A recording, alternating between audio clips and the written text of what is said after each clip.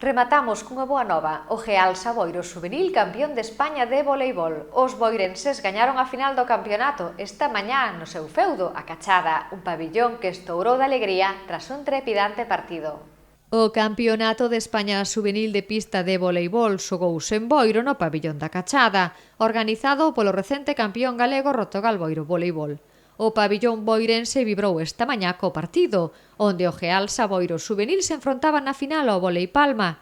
Os primeiros sets foron dominados polo equipo anfitrión, logrando o visitante o terceiro parcial, sendo o cuarto xa definitivo. José García, cun gran bloqueo, a Antonio de la Rosa puñía fin ao partido desatando euforia nas bancadas. Vitoria por 3-1 dos boirenses na casa.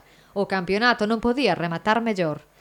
Agora a tempada de praia abrirase en Galicia, quedando fixado o Campeonato de España Infantil de Clubs masculino e feminino en Dumbría do 22 ao 25 de xullo, unha localidade que xa organizou a mesma proba en 2019 no Ézaro.